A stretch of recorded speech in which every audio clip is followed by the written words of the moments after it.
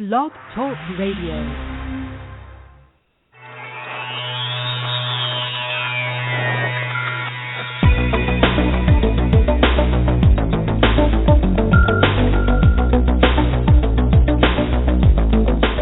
Across the country and around the world, streaming live on the internet, it's Real Estate Coaching Radio, bringing you the latest news, interviews, and secrets of the top producers. Hosted by award-winning real estate coaches, Tim and Julie Harris.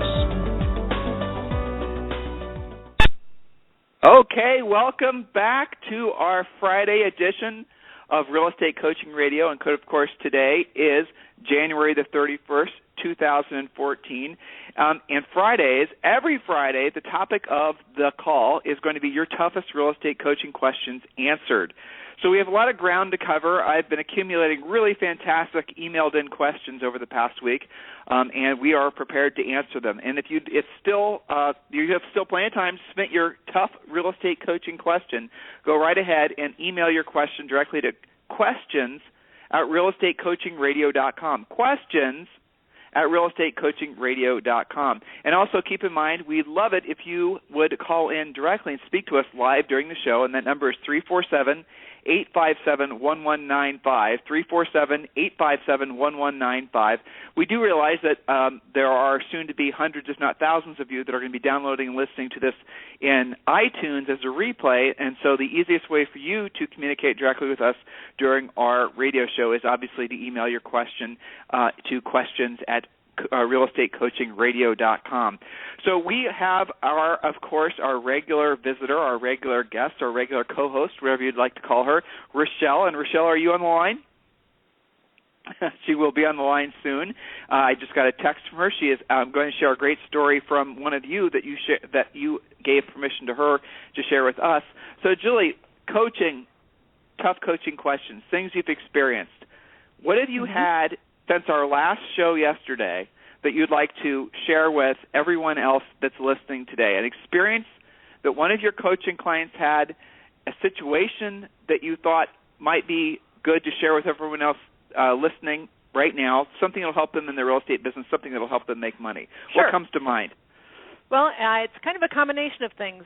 Same topic, different clients. One was from an email, and one was actually a new person who just joined our coaching, our initial call. And the topic was the same, which was that both of them had an aha moment when we discussed the topic of having multiple streams of lead generation. And instead of going from thing to thing, I always call those agents samplers, where they try something out and it's supposed to be the latest, greatest thing, pretty much because that's what they were sold on, sign up for what have you, and all of your lead generation problems will be over. So many agents have tried this, and they go from thing to thing to thing, and it's never quite that silver bullet.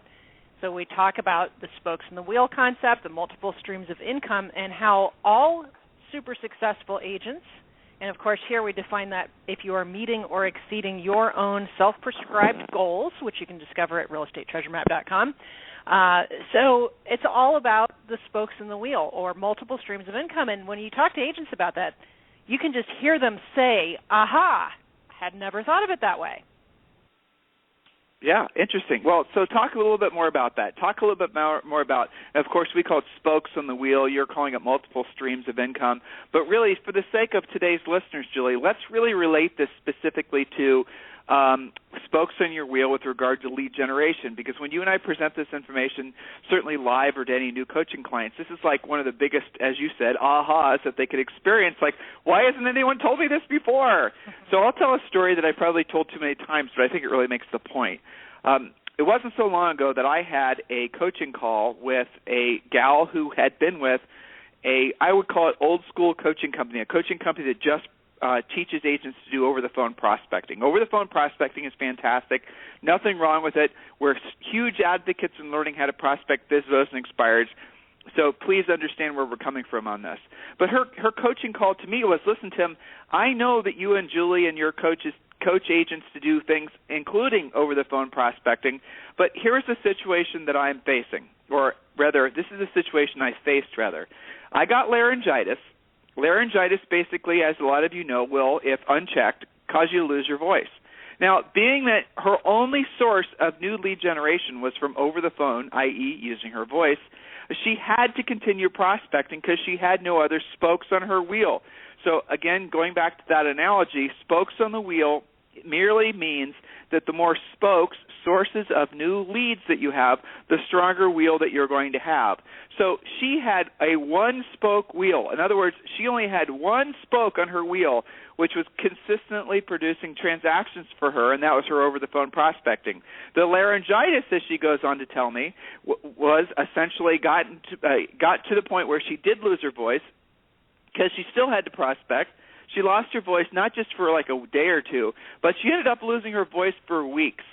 And she said from that experience, she swore that she would never, ever just be solely dependent on one lead generation source. So I tell that story, Julie tells that story, our coaches use that example, really because it makes the point. It doesn't make any sense for any of you to be dependent on just one source of business. That's actually a little bit nutty, isn't it? I mean, really, when you think about it, how many of you, and I know, by the way, it's almost all of you, listening now live and replay, how many of you are what we call one-spoke wonders? In other words, you have only one source of business. How do you know if you're a one-spoke wonder, Julie? How would someone actually go through analytically and determine whether they are truly a one-spoke wonder? Well, where does your business come from? Track it. That's Look it. at your past, 5, 10, 100 transactions. Where did they come from? That's the obvious answer because, the truth is in that answer. However, sometimes agents are kind of self-perpetuating it because they'll say things like, oh, I don't do short sales or I don't work with first-time buyers. They're making themselves less, I don't know what the word would be. I guess they are limiting their own sources. I don't know why agents do that. I know I wouldn't go to a doctor that only treated sore throats. It doesn't make sense. I mean, even McDonald's doesn't sell just hamburgers. Well, exactly. And so why do realtors do that? Is because they're being trained to believe that that's all they have to do. And the other thing, really, is they might start doing something. We'll use over-the-phone prospecting as an example, and it works fairly well, and they just never bother to learn anything else. And so, it's a little bit of apathy, a little bit of maybe being lazy, if we're being honest. So a lot of that happens. The flip side is also true. Maybe you start doing a direct mail campaign, and it works moderately well until it doesn't. And then you're supposed to... Well, think about REOs, for example, Yeah, there you go. A few years ago, some of those REO agents had a nice little gravy train going with 2 or 3 good relationships. That, for them, was really a one-spoke thing because what happened during that time? They stopped talking to their past clients. They stopped doing things that had previously worked for them, and they became what we lovingly call the one-spoke wonder. Yeah, exactly. So if you find yourself in a position where you are now realizing that you are indeed a one-spoke wonder, as the vast majority of agents out there are, you can do something about it. It's called learning how to generate business from multiple spokes. In an ideal real estate practice, and all of you guys have real estate practices, you should strive to have at least 7 strong spokes. Julie, your best coaching clients, I'm thinking of Colette in Atlanta. I'm thinking of some of the other people certainly. the number one agent in Manhattan that we coached, the number one agent in California that we coached, all those types of folks. When they are describing to you what their lead generation spokes are, what are typically the top spokes that they have? What are the things that all of them have in common that are their best, strongest spokes? Excellent question. I would say for all of them, they do a great job with their past clients and centers of influence. They actually communicate with them regularly. Almost all of them, because the mix is always a little bit different, some level of expireds. Some of them, like the Kenmores, have a radio show. That's a little bit more out of the box. Let's see. They have typically figured out how to monetize the 1-800 home hotline system from their real estate signs. Some of it's them, interesting. Go ahead. Sorry. But, Julie, not to jump in, but it's interesting. Here we are talking about agents that are typically selling 100, 200, 300 houses per year, and I'm not hearing you say any of them are using paid buyer lead generation sources. I haven't heard you say that. Nope. Yeah. And You listened to yesterday's radio show about that, guys, where we talked about the sort of insanity that's going on in our industry right now, paying for buyer leads. And again, this little exchange just goes to hopefully prove to you that the top producers know better than to buy buyer leads. So listen, if you guys want to participate in today's show, feel free to call in directly, 347-857-1195, or email your questions into questions@realestatecoachingradio.com. And the focus of today's call is really your toughest questions answered. And Julie and I have gathered, I think it's about a dozen questions. We'll go through as many of them as we can on today's show. But before I get to that, the lovely Rochelle would like to share a student success story with you. So, Rochelle, are you there now? I sure am. Okay, fantastic. You know me. I always like to tell stories about buyer agents. Yes, of course. Yes. Okay, so basically, back when I was doing the buyer agent boot camp, I had some buyers on there, and there was this one buyer particularly, or buyer's agent, I should say, that had absolutely no buyers in her pipeline. And again, she was a buyer's agent, so she had a rainmaker that was giving her leads, but she had no AAA buyers in her pipeline. And of course, being in the position I was in as the buyer agent coach, my job was to find out why she didn't have any buyer agents. So it came down to the fact that she was basically afraid to use a buyer agency agreement. So every single time that she took out a buyer, she would meet them where they wanted to meet them. She didn't have them in her car. She didn't have them sign a buyer agency agreement. So basically she was driving around paying herself to show them properties for free. So we kind of went over why she should have a buyer agency agreement, and she was terrified. She did not want to do a buyer agency agreement. So we went over a couple scripts of how to do it, how to make it very, very simple and not present it like it's a snake getting ready to bite you, but to present it in a way that's more confident and gives them, the buyers, a reason to trust you and not feel like you're trying to get them to sign their life away. So we role-played, did the script over and over again. The first time she did it, I had her put me on speakerphone and just hide her phone so I could listen to her, and she did fantastic.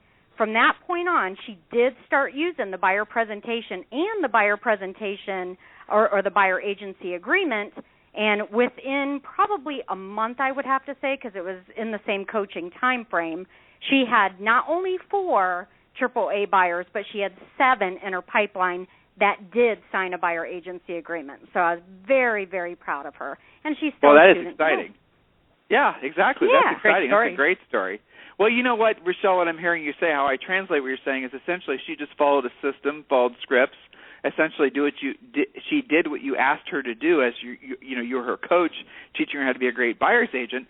In doing so, she was able to simply follow the system that you had followed when you were running our buyer agent staff, and as a result of that, boom, she sells houses. She makes money. Of course it works. Rochelle, it's interesting. You run into this all the time because you obviously are head of the customer service staff at the university. Now, Now that you're in that position, having previously ran our buyer agent staff, I'm sort of curious from your perspective. You weren't prepared for this question, so who knows what you're going to say. But why is it that you find some agents succeed so quick when they enroll in one of our coaching programs? Because this month alone, we've had over 200. I think it's going to work out to be maybe 215 agents enroll in one of our coaching programs this month alone in January, which is pretty decent, I guess. So the question is when they enroll, when you speak with these guys, or one of you, Sarah or somebody else speaks with them, why is it, do you know relatively quick whether they're going to be successful? And what is it about those that you know are going to be successful that how intuitively do you know that they're going to do something different? I can usually tell pretty quickly because if they ask the right questions and really listen to what I say, and they repeat back what I say, knowing that they actually wrote down what I said, proves a lot that we all want motivated buyers. Well, we want motivated realtors. So them being motivated realtors and listening for the clues and the scripts and what they need to succeed and actually implementing it, I can almost tell immediately versus someone I talk to that is just their phone, they're clicking in the background, they're not listening. You know the difference in the two agents for sure. Well, I agree with what you said, and Julie and I talk about this all the time because you really honestly can intuitively tell within, I would say, like you said, a few really seconds whether or not someone's going to succeed or not. And it's really their focus on whether or not they're just looking for a silver bullet or whether or not they're willing to make an investment, i.e., in your example, taking notes and listening, paying attention, asking questions, actually, enjoying and appreciating the time you were spending with them on the phone. It's the difference between the agent that's looking for a business versus the agent that's just looking for just a quick, paycheck to pay for a pizza or, pay for a Super Bowl ticket or whatnot, There is a difference in the mindset, and it really comes out when you're speaking with some of these agents. And guys, you guys listening right now, you have to really check yourself and ask yourself, how serious are you about your real estate practice? How serious are you about making money? How serious are you about learning what it takes to help people at the highest level in this market? Or are you just basically in it for the next few months, sell some houses, pay for your family's trip to Disney World, pay for your kids' back-to-school clothes? Because, listen, we've heard all this before. We know that's the reason a lot of you get into real estate in the spring and then pop back out. Or is your focus a long-term career? Is your focus on building a second career to maybe enhance your retirement income? Is your focus, because maybe you're in your 20s and your 30s, making something really spectacular out of this that, creates a legacy for you and your family? What is it? What's your goal? Because the truth is that not all of you, A, should be in real estate, that's just a fact, and B, should even consider hiring a coach. Because if you're not going to be coachable, and if you're just looking for a quick caffeine hit, we're not for you. And frankly, you shouldn't be spending your money, and maybe you shouldn't even maybe you should reconsider your career path in real estate. You should go do something else that's going to help you pay for that trip to Disney World. Or, because here's the scary thing. When you look at the surveys that are done after real estate transactions, and we shared this with you yesterday, a lot of the people complain, the recently closed consumers complain, that the biggest complaint they had, the biggest issue they had with their agents were lack of communication. But we're going to take it even further. If you look at a lot of the problems, a lot of the perceptions that our industry has, it comes from a lack of professionalism on behalf of the agents. And that lack of professionalism comes from lack of experience and lack of proper training. Yes, I realize that sounds partially self-serving, but you can't really argue with it. If so many agents, hundreds of thousands of agents, are just in the business every year to hopefully eke out a meager living or to make ends meet in their households, and of course the people that they choose to do business with are not going to have the same level of experience as somebody who's in the business day in and day out, not just seasonally, someone who's invested in their education. I mean, I think about like J.J. Love, Julie. Can you talk about J.J. Love a little bit?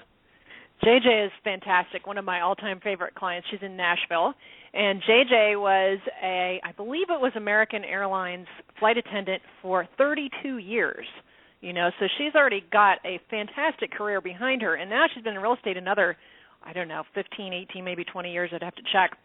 But JJ is so genuine and so professional, and there's no question but that she gives every transaction all she's got every time. I mean, I can't imagine anybody ever saying no to JJ. I think it's actually impossible. Yeah, I think that's it. You've talked to her as well. She's just a genuine, highly trained, highly skilled. Her little dog, Jazzy, goes with her to some of her appointments. She uses a real listing presentation, a real pre-listing presentation. She uses scripts. She is the rainmaker for her team. She has 2 to 3 buyer's agents, depending on who's coming and going. She has a transaction coordinator. Doesn't have a particularly big team, but she has a very efficient team. They're all great at their jobs. A lot of what we do with JJ is polishing, and as she says, keeping the train on the tracks, because she has so many things going on. So listen, guys, we're going to take a little break here, but before we do, a quick reminder. Today is Ask Your Toughest Real Estate Questions, and I want you to email your questions directly into questions@realestatecoachingradio.com, questions@realestatecoachingradio.com, or, of course, you can call in, and it's preferable if you call in at 347-857-1195. So we're going to take a short little commercial break here, and then we'll come right back in about 41 seconds.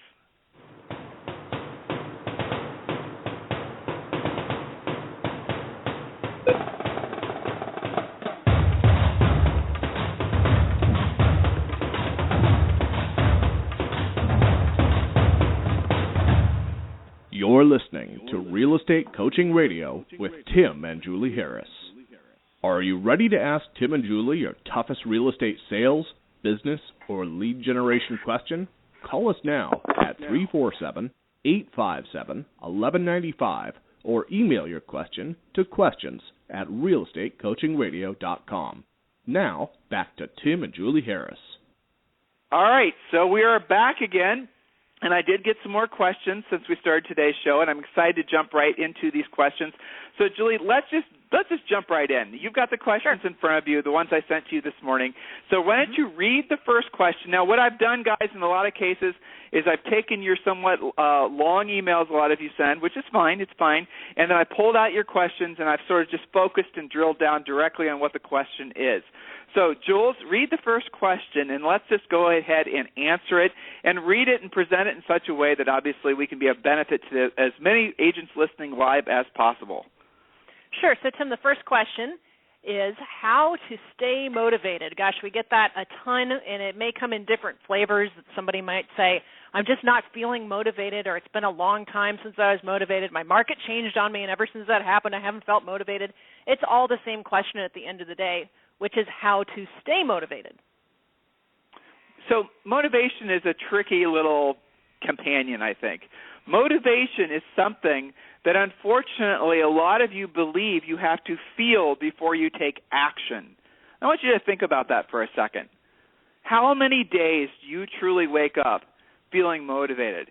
How many during the day, afternoons, evenings, throughout the day, do you truly feel motivated? Do you only get things done when you're feeling, quote-unquote, motivated?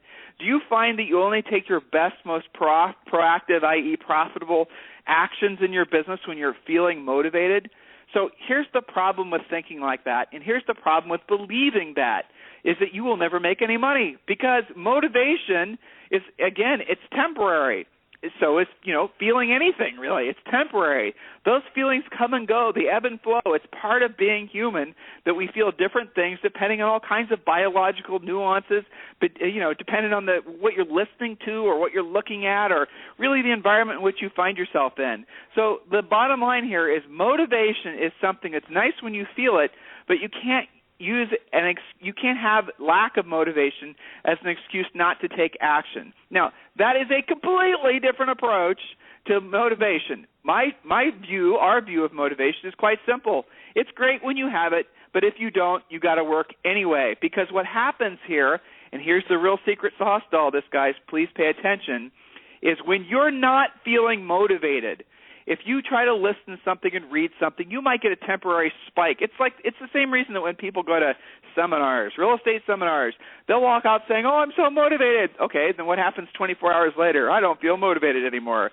because you don't feel that feeling anymore. So just to be very clear, if you're dependent on the feeling, if you're waiting for the feeling before you take actions, you're never going to succeed at anything in life. The key is, and here's the secret, you take the actions, and the motivation will follow. Julie, explain that, would you? That's a shocking thought, right? So what I hear you saying is almost, people almost give the thought of motivation too much credit, as if you don't have it, gosh, well, you're just not going to be successful. If you don't feel motivated all the time, well, that ship has just sailed. And what I hear you saying is it's the action that you have to take first, and motivation will follow. And this is what a lot of our coaching revolves around, because I hear your coaching calls, you hear my coaching calls, and I think Rochelle would agree with this as well. It's the action. So I always tell my students, less thinking, more doing, because when you think and overthink and convince yourself of all these stories in your head that may or may not be true about you, your clients, your prospects, it's pretty easy to just not take any action. And by not taking any action, is that helping your situation, or is it actually hurting you? So lack of action actually takes you down that rabbit hole of even less and less motivation. It's that putting one foot in front of the other that makes all the difference, and your motivation will follow. And I'll give you a quick example of this. Think about, for everyone listening, think about the last best day that you had in real estate and why. What caused that? It's almost always you got a transaction closed that you didn't think would happen. You wrote a new contract. You took a new listing. You competed on a really tough listing and you won. What causes those things? It's never, well, I woke up that morning and felt really motivated. No, some kind of action happened, and then you felt motivated. Well, okay, perfect. So let's do a little confessional. You and I can step into the coaching confessional ourselves. How about that, Julie? Sure. All right, so do you feel motivated to do your coaching calls every day? Not every day. No, and so, there are times where I look at my schedule and I think to myself, "You have got to be kidding me," because it's back to back, or I'll see like 3 kind of troubled students in a row, and I think, gosh, those are going to be some challenging calls. Yeah. Okay. So but I don't just decide to reschedule them. But here's the thought: you do it anyway, and you get motivated in the doing. You're not waiting around to feel motivated before you take the action. Correct? Exactly. Working how would out that work? If I only did coaching calls when I felt super motivated, that's not going to work for anybody. Well, so here's a little secret, and I hope everyone's going to please pay attention to what I'm about to share with you. One of the keys, one of the true secrets to success, please pay attention, is doing what you don't want to do when you don't want to do it at the highest level. Doing what you don't want to do when you don't want to do it at the highest level. Think about that for a second. Right. So Julie and I, as some of our coaching clients know, we're just fortunate enough to adopt a baby girl. And she's 31 days old today. So congratulations to us, a little baby Zoe. Yes. Especially to her. Julie, yeah. Julie, in the past, since we adopted her basically right when she was a newborn, how many times have you felt motivated to change her diaper? A grand total of probably 0. Okay. It's not something I wake up going, woohoo, all right, another diaper, Yeah. I mean, believe me, I'm glad she's fully functional, but it's not quite the same as just feeling motivated about it. Well, and yet you still do it. And so there's an example of, for example, doing something you don't necessarily don't want to do, but you're doing it at the highest level. And honestly, I am working on my diapering skills. I am trying to do it at the highest level for both her and for me. Yes. Okay, so you, Pilates, yoga, and all those types of things, how often do you actually feel like doing those things? I'd say rarely to never. When I just think about it, oh my gosh, I'm looking at, there's a level 2 Pilates class. I mean, I'm motivated in the sense that I know when I'm done with it, I'll feel great. I guess that's a type of motivation. But am I looking forward to, the grueling process? No. Heck I do no, it anyway. Right? Yeah, heck no. Right. Well, okay, so there it is. Now, we have learned, and a lot of you are learning or have learned, that, again, the key to the long-term lasting success is doing what you don't want to do when you don't want to do it at the highest level. How many of you in your real estate practices can actually honestly say that you're waiting to feel motivated before you take the actions that you know will lead to revenue? I can answer that question from having coached realtors for almost a decade. I'll tell you how many. 99.9% of you. Mm-hmm. And that's the same reason that only 1% are essentially making all the commission checks right now, because they don't wake up in the morning and determine their day's success on how they feel, because they know feelings are fleeting. Accept that. We don't know where feelings come from. Seriously, on a physical level, on a chemical level, we have no idea where feelings come from. We have no idea where feelings go. We have no idea any of those things. It's all kind of a big mystery. Science is actually studying all that now, if you guys want to know the truth. So here's the answer. Who cares? Who cares if you feel motivated or not? The top producing agents, their income is not determined by their emotion. So here's a fun question, and I get this in different variations, Julie, and I know you do too. And I find it kind of frustrating, to be honest with you, when I get this question, because I have, in every single time someone has put this question in your mind, and they have not done it with your best interest in mind. So the next time you have, okay, so this is going to another question, guys. We're kind of lacing some of these questions a lot of you have sent in over this past week. We're lacing these together and making it into, I think, more of a discussion topic. But, again, if you want to submit your questions, obviously send your questions to questions@realestatecoachingradio.com. So here's another one I find very interesting. Kind of laces back into the whole motivation question. Julie, I was told or I read that I have to find my why before I actually can get into action. I know, doesn't that make your skin crawl? I have to know what my why is. Why am I working? Why am I doing these things? So first of all, just so you guys know, that makes for a really long coaching call for us. Yes. Because we hear that and we think, okay, well, it's an indicator of where you're at in your head, right? Well, it's also an indicator. Yeah. Right. Well, okay, so you said that. It's an indicator of how they are in their heads. Elaborate on that, because it's true. Well, if that's the thought, I mean, I appreciate that they're looking for their big why, because I can see why people would think you got to have some massive specific motivator. But I think that people's, quote, why is largely determined by their lot in life currently. And I don't think that that's necessarily the healthiest way to be, because if you were to ask, if you were to rewind back when we started in real estate, our big why was very different throughout the years. So I think you've got to define something that you can really chew on, and we do a lot of goal setting, but to feel that you can't take action until you've got some magic spark, nobody would ever take action on anything if that were actually true. It goes back to the whole thing about people saying, well, only do what you're passionate about. Only do a career. Well, it does, because it's really crappy advice. It just is not practical. It's not practical at all. Otherwise, everybody would be doing exactly what they wanted to do right now every second of the day. Right. So Julie's passionate about music. I'm passionate about some car stuff. We're both passionate about our daughter. We're passionate about our family. We're passionate about a lot of things that we wouldn't get paid to do. So the interesting thing is that your passions are the reasons that you do the other thing. So you fuel your passions with the income you earn from selling homes. Don't try to make real estate your passion. I've had calls before where people are passionate about selling real estate. They literally love it. It's their favorite thing in the world. Some of you listening right now are thinking to yourselves, what else would I rather be doing than working with buyers and sellers? And the answer is nothing. That's a passion. But a vast majority of you don't think and feel like that. Others of you are passionate about building your real estate practice. So the working with buyers and sellers is enjoyable, rewarding, obviously, but it's not like the fun you get from learning how to build a bigger, profitable, more efficient real estate business. That's where your passion is. Or a lot of you, a majority of you, dare I say, are going to have your passions in a completely unrelated space, and the real estate is there just to produce the income for you to afford your passions. Maybe you're passionate about horses.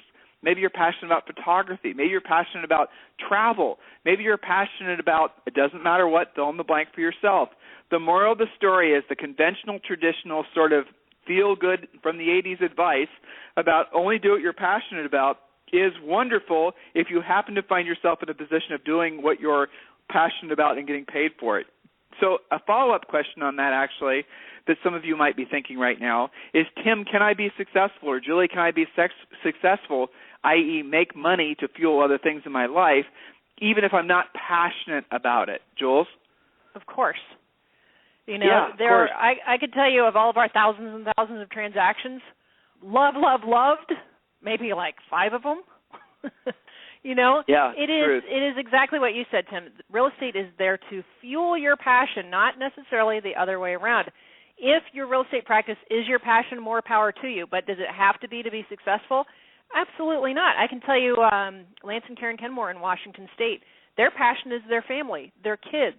They have, it's crazy. They did 150 transactions last year, and they have a family farm, and they have 3 coin-op car washes and 2 little kids. Do they feel absolutely passionate about their real estate practice every single waking hour? No, but they're passionate about what their practice affords for them in life, how they can take time off to spend with their kids and travel for all their hockey games. That's what they're passionate about.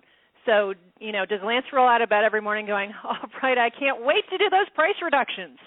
Probably not, but that's okay. Exactly. Okay, he does them anyway. Okay.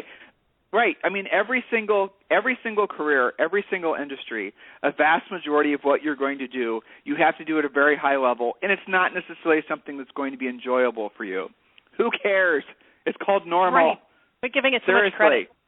Please do not waste any more of your life's energy worrying about whether you're passionate about what you're supposed to be doing for a living, number one. And number two, absolutely positively stop waiting around to feel motivated before you take actions. The way you get motivated is actually to get into action. Actually start putting one foot in front of the other. Go and pick up the phone. Go and actually get to work. And you will be stunned and amazed how quickly you start feeling motivated. if I was on a coaching call with one of you right now and you were saying you weren't feeling motivated, what I would specifically do is I would put you right then and there on the coaching call in action. We would do something immediately on the call that would lead directly to you making money on your coaching call, and then we'd go through the process of it, and then what would happen at the end of that coaching call? You would feel surprisingly motivated because you realize that you're leading your way to a paycheck. Guys, right. you know what I keep remember, on moving. Tim? I remember Rory would go tearing through the office, our broker Rory, and he would say, having a bad day? Go take a listing. That's right. That was his coaching, and you know what? Have a good day, go pure. take a listing. Have a good day, go take a listing. All right, so we had someone, Tim, our screener, just chatted in a question, and I'm going to read it. I have a listener question. I'm uncertain about, this is the question from the listener. I am uncertain about the market. What's actually happening this year, and how should I prepare, and what should I expect? Okay, I think answer that question pretty accurately. And again, we wrote a predictions post, and it's on the blog, realestateinsidernews.com, so you guys can go there and just use a little search bar and just put in the word predictions or expectations 2014, or maybe, hey, Tim, I know you're listening. If you can just hop on the blog and find that post, and let's make that a featured post so that that's easily found for all of our listeners over this weekend. You guys can read our different predictions. There's over a dozen of them. But here's what is going to happen, and it's pretty evident, and I don't think there'll be any reason to believe that what I'm about to tell you will be incorrect. Now, an ego statement, it's just basically using the information that's available to us, that's available to you. You come up with these same conclusions. Inventory-wise, do not expect an increase in available listings in a meaningful way. Now, that little piece of advice is for the entire country, and then you need to be your area expert and drill down and determine whether that's relevant to your individual market. Because in your individual market, that could be different. You could have a lot of inventory coming for sale, or the lack of inventory could even be worse. Now, why is there a lack of inventory when we know there's still literally tens of millions of people underwater? The same reason there's been a lack of inventory with that many people underwater for going on 3 or 4 years now. The process, the system allows the whole foreclosure process, the whole short sale process, people realizing that they need to sell to take longer than it maybe should. Maybe, because had the market been allowed to self-correct, as a lot of people were advocating, 7, 8 years ago, there probably would have been a true depression that we'd still be suffering through now. So it's my opinion that we, the government, I'm not being political, I'm just stating a fact, did really do a great job of shoring up the housing market and preventing things from getting much worse.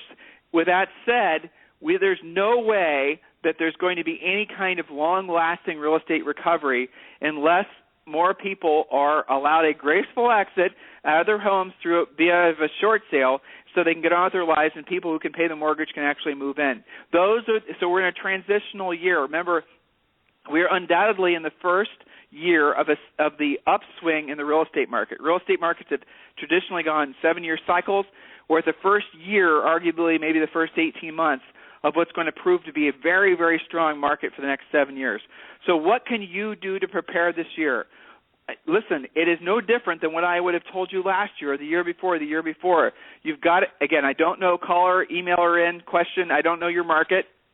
Next time when people ask questions, let us know your city and your state, because chances are we have coaching clients there, and I can tell you what to expect in your individual market on a very microscopic level in some cases, depending on where you are. So in your individual market, you have got to, if I were selling real estate again, I would get into public records and I'd find out how many notice of defaults there are. Like Julie and I live in Austin, and I'm telling you right now, there's not a lot of notice of defaults here. There just isn't. The housing market here didn't really have a crash like it did, say, for example, in Nevada or parts of California or Florida or Arizona. It just maybe had a slight little hiccup, and then it came roaring back. So while the rest of the country was suffering, Austin wasn't. Still isn't. And matter of fact, Austin's getting stronger. So if I knew that and I lived in Austin and I wanted to become a short sale agent, I better be really tied into the fact that I'm probably going to have to really work my butt off to find those listings because there's not going to be a lot of them. Versus if I'm in most of the other parts of the country, when I go and search public records, how do you search public records? Realty Track. Zillow on their website has got a really cool search feature that allows you to search by, what is it, pre-foreclosures, Julie? That's right. Pre-foreclosure. So remove all the search criteria except pre-foreclosures, and you'll see how many actual people are in pre-foreclosure in your marketplace. And then you'll have a real good indication of what the true health of your market is. Be very careful to trust, frankly, what the newspapers are telling you, because they are typically 90 to 120 days behind. At the reality, Case-Shiller Housing Index is reporting on what's already happened, not what will happen. Your greatest indicator of what's going on in your market is what's happening in the MLS. Ask the top producing agents what they're experiencing. Ask the front desk if you're in a market where your office sets the showings up. Is there an increase or a decrease in the number of showing appointments for your listings? Look to see what the days in the market are. It is early enough in the year that the market could still, fizzle or could still spike up, because we're still basically in the very beginning stages of the year. And this horrible weather we've been having for most of the country has definitely put in a hamper on a lot of buyers, actually being out kicking, looking at houses. I was going to say kicking tires, but looking at houses. Same idea. There is going to be a pent-up demand. There is pent-up demand for all the people that wanted to be looking and buying in January, and now because of the weather, because sellers not necessarily putting their houses for sale, that demand is being pushed forward. So a 90-day prediction is February and March and probably April. You're going to see an increase in home sales, and it's going to be very strong and healthy. And I personally, what I'm feeling, and Julie, let me know about this, I'm personally feeling that the animal spirits, the optimism, has returned to the real estate industry like nothing I've experienced since probably 2004. What is your feeling on that? I would concur completely with that. Absolutely. Absolutely. And now, does that mean that things like short sales have just gone away? No. It depends on your market. Like you mentioned, Austin, they're few and far between, but they're still fairly prevalent in places like Vegas, in parts of LA, et cetera, and certainly parts of Florida. So I think what's happened is the distressed property, whether it's foreclosure, pre-foreclosure, NOD, short sale, et cetera, has kind of normalized. That's become just another type of transaction that you have to know how to do, just like you know how to deal with a relocating executive or a first-time home buyer. But the overall enthusiasm in the market is much, much, much more alive this year. And, you and I can really gauge this, not just from the research. You spend hours working on our blog, realestateinsidernews.com, doing a lot of market research and countrywide research, but also because we speak with so many agents in so many different parts of the country, we really have our finger on what's going on. And I would concur with you, lots of enthusiasm, which spells lots of great transactions for all of our students. You just have to make sure you're in the way of the transaction. So the next question that we're going to answer, and this is a great question, is what is the simple plan to make money the quickest? What is the simple plan to make money the quickest? And that will be the first question we answer after this brief commercial break, and we'll be back at you in 1 minute, 20 seconds, or thereabouts.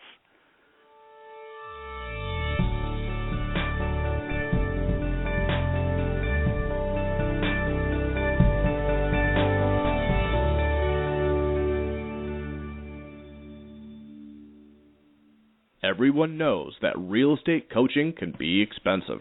Most coaching companies charge $1,000 a month and demand that you sign a long-term, ball and chain 12-month contract. But what if there was a proven system that gave you the essentials to almost guarantee your real estate success? The marketing and lead generation systems, centers of influence and past client systems, business systems, scripts, and presentations, everything you need to dominate your real estate market. Real Estate Coaching Essentials is that system, and it's affordable for every agent who's ready to take their business to the next level. For a limited time, Tim and Julie Harris are offering this award-winning program for only $197 a month. You can enroll right now and receive the first 7 days for free. That's right. Enroll today and take the next 7 days to have complete access to everything you need to build a successful real estate business. Get started today at agentcoachingsecrets.com. Again, that's agentcoachingsecrets.com. All right, we are back. So let's talk a little bit. Let's cover that question. And again, if you want to ask your question, your toughest real estate question, I appreciate the ones that are being emailed in during the show. Live now, while we're on the air, because this is a live radio show, you can email your question to questions@realestatecoachingradio.com, questions@realestatecoachingradio.com, or you can call in at 347-857-1195. And Tim Ventura, our call screener, will be more than happy to talk with you, and we'll put you on the air, and we'll move forward. All right, so Julie, the next question is, this is really a relevant question. It's interesting when we get questions like this. You would assume that questions like this come from the newest agents, but the reality of it is that questions like this almost always come from the experienced agents who are feeling a little stuck. You know, they're stuck in the muck. They're looking for something to really get their momentum back. And I'm going to ask the question again, but I want to remind everyone, really important concept that you get here. In this type of real estate market, the amount of time it takes from an initial conversation with, let's say, a very motivated seller, and that listing happening and that listing selling and you getting that paycheck, even in the best markets, it's probably about 120 days, and that's in a really hot market where something's going to sell itself in less than 30 days. For the rest of you, 6 months if you're lucky. So the reality of it is if you're experiencing a shortage of cash flow now or any time during the year, and you know traditionally and typically, let's say, looking back in the past years in your career, that maybe the fall is a hard time for you financially, or maybe the spring is, or maybe the winter is, I want you to go back 6 months-ish and ask yourself, what was I doing 6 months prior? Was I doing things that would service my existing transactions, service my existing sellers? Was I taking a vacation? Was I just screwing around? Because chances are, if you go back in the past and think about your historical, essential actions that you take throughout the year to generate new business, and you're broke today, 6 months ago, probably it's because you weren't doing anything proactive to generate business. It's that simple. So if you are wanting to guarantee that you're going to feel abundance in 4 to 6 months, you have to generate business today. So the work you do today very rarely pays you in 30 days, unless it's a great buyer. A vast majority of the work you do today is going to pay you at this point May, June, July, and chances are you're going to need money then as well, aren't you? So I want you all to think about that. You have to be thinking like business owners, like entrepreneurs. Study your own behavior patterns, your own energy cycles throughout the year. It's natural and normal for us, a lot of us, to have better times of the year and worse times. If you're living in Ohio where Jules and I sold real estate, this time of year is a butt kicker. The weather, you have that seasonal. I got clients in Alaska. Yeah, where it's daylight for like 22 seconds a day. Yeah, right? I mean, try and sell in that market, right? Not only is it cold, it's also dark during the day. Right. During the day. Okay, where's the motivation there? So all of us, and some of you are going to have better energies, if we're going to break this down, are going to have better energies in the month. Some of you are going to have better energies during certain days of the week. Some of you are not very good on Mondays, but you're great on Fridays. And really, if you really think about your own self, you're going to find that a lot of you have better energies during the actual day. You might be great in the morning, but for some reason in the afternoon it's not for you. Well, listen, you can fight that natural cycle in your body, or you can just decide and know yourself that during this time of the day, during this time of the week, during this time of the month, during this time of the year, that's when I feel the best, that's when I have the most energy, that's when I have the most focus. Work then, right? Do the things that are going to help you during the times when you're not necessarily getting the same level of results as you are when you're feeling fantastic. Again, it goes back to doing what you don't want to do when you don't want to do it at the highest level. Remember that. Tattoo that on your head. All right, so the question. Jules, I'm going to toss this one to you. Sure. What is a simple plan, emphasis on simple, to make money the quickest? Someone's needing to make money the quickest, has to put some steaks in their freezer, has to make some ends meet. They need to do it quick. You have this person on a coaching call right now. What are you going to tell them? Perfect. I get this call fairly frequently. And to your point, this isn't just for somebody who recently got their license. This happens to everyone, including rainmakers, grizzled veterans. The ebb and flow of business happens to you guys. Sometimes maybe a deal fell apart you weren't planning on having fall apart, and you start feeling this way. So it's a great question. The first thing I'm going to do is go on a fact-finding mission, Tim, and I'm going to find out, do they have any listings? If they do, they have to do price reductions if they've been on the market for 2 weeks or 10 showings and they haven't sold. Price reductions across the board. So if that's existing, that could cause a sale this weekend. Now, Next, we go directly to their buyer inventory. How many active AAA, highly qualified, pre-approved, motivated, with nothing to sell buyers do they have? If they have those types of clients, their mission is obviously to get them in contract as soon as humanly possible. And sometimes what we talk about is what their strategy is for even finding property for those hot buyers. You know, some agents have very well-qualified people, but because they're only relying on the MLS, they're not going to find anything to sell them.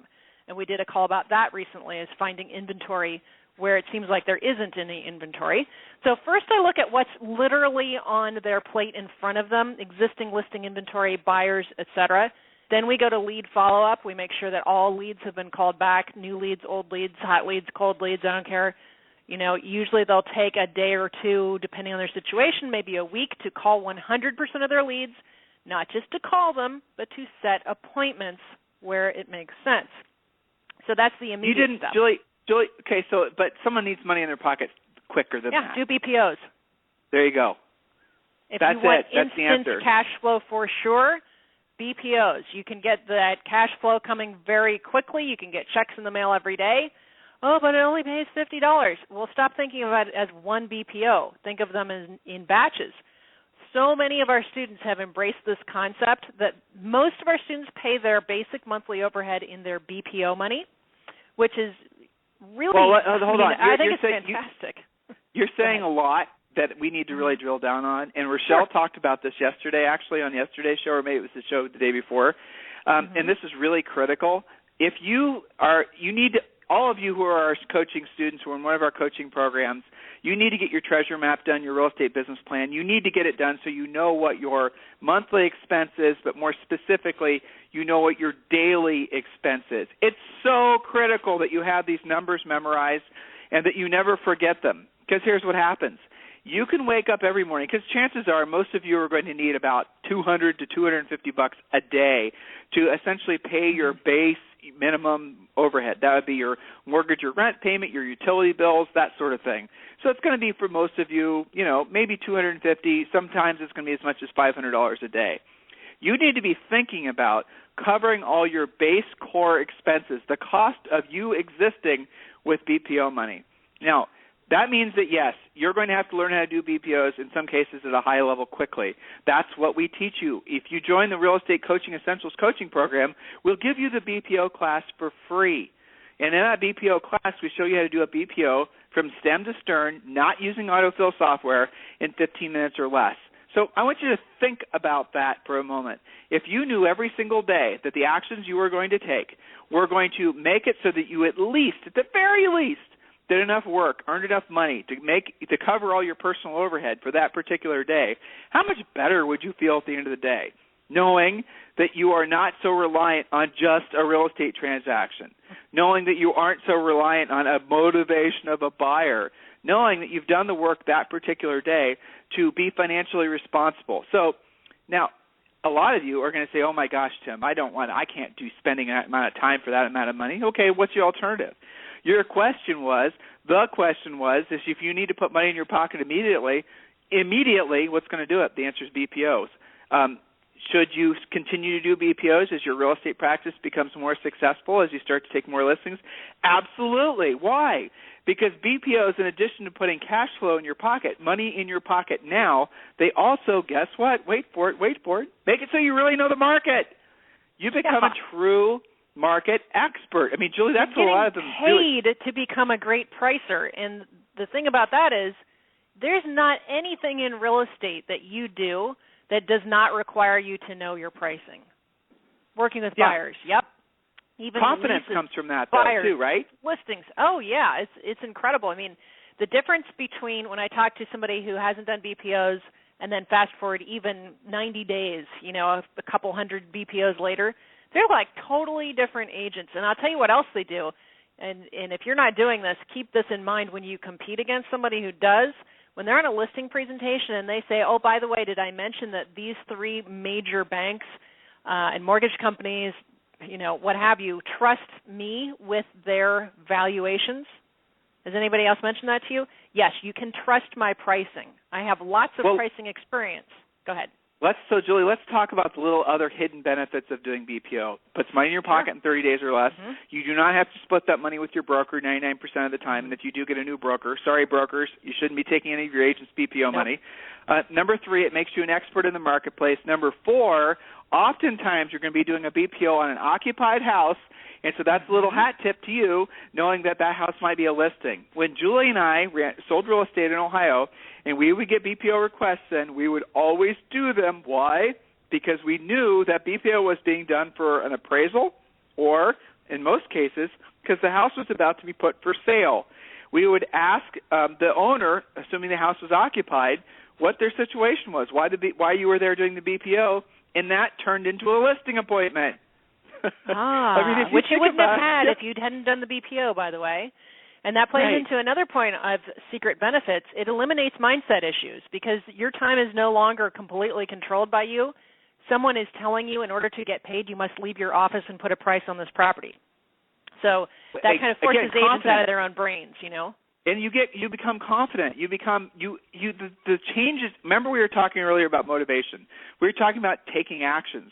We were talking about putting one foot in the other, even if you don't feel like it. And Julie just touched on something really brilliant, right? That I hadn't thought of before, and it's really a great tie-in. Kind of a nice way to end the call. If you basically decided that you're going to take this seriously and start treating your real estate practice like a business and realize that you have to be a business owner first and a salesperson second, one of the core focuses you must have is making sure your cash flow works at all times. Waiting on the real estate transactions, especially if you're trying to build your real estate practice to where it has a level of consistency, is going to take some months. In the intervening months, do BPOs every single day. Do them every single day. That discipline of having to get them done at a certain time, having to do things that you don't necessarily want to do, when you don't want to do them, at the highest level, will begin to change your mindset, will begin to make you motivated. Right. That's how it works. It breaks the ice on that concept and forces you to do it. And, you know, I think for a lot of agents, it's a safer environment than forcing themselves to have to go do that at a high level on listing presentations where they're still building their listing skill. Starting with BPOs is such a great springboard to so many other things. And, you know, what's funny is you would be surprised how many people who we would classify as maybe grizzled veterans are secretly doing BPOs in the background for various reasons that we just discussed. Of course. And guys, that's how it works. And the moral of the story here is if we want to help you, we want to do whatever it takes to help you move your business and your personal life forward. The bottom truth, the real moral of the story here is you have to make money. And for you to have a brilliant life, a really exciting life, where you can have all kinds of different experiences, you have to make a lot of money. Get over that fact that some of you have hang-ups about that, because the reality is making a lot of money is a wonderful thing. You are in the best industry that there is to make a fortune, provided you take the right steps, provided you continually take the right steps every single day. Challenge yourself to your mind, whatever you're thinking, whatever's going on between your ears. If you are right now looking at your listings board and you realize that, A, I don't have a listings board, or B, if I do, there's no listings on it, change it. Make a decision to change it. Don't think about it. Don't plan on it. Don't speculate on it. Don't do research on it. Make a determination at this very moment that, damn it, I'm going to make a change. I'm going to make it so that within 90 days, the trajectory of my life, financially speaking, is completely different. If you've never experienced true financial abundance, everything you think it is, you're only half right because it's that much better. Having money gives you freedom. Having money gives you control. Having money gives you choice. Having money means that you don't have to worry about the things that normal people have to worry about. That's what you frankly should be focusing on. We had another great question we're not going to be able to get to about having balance in life. So we're going to talk about that next Friday. But in the meantime, remember, you can submit your questions off air to questions@realestatecoachingradio.com, or you can call in during our normal real estate daily coaching radio show, and that is 347-857-1195. In the meantime, all of you have a brilliant weekend, and thanks for listening to Real Estate Coaching Radio with Tim and Julie Harris.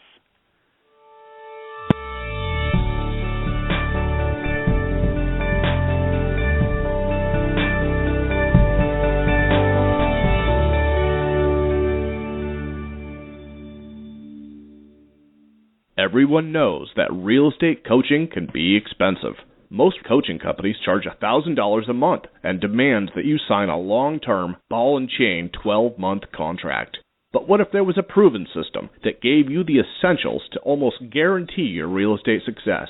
The marketing and lead generation systems, centers of influence and past client systems, business systems, scripts, and presentations, everything you need to dominate your real estate market. Real Estate Coaching Essentials is that system, and it's affordable for every agent who's ready to take their business to the next level. For a limited time, Tim and Julie Harris are offering this award-winning program for only $197 a month. You can enroll right now and receive the first 7 days for free. That's right, enroll today and take the next 7 days to have complete access to everything you need to build a successful real estate business. Get started today at agentcoachingsecrets.com. Again, that's agentcoachingsecrets.com.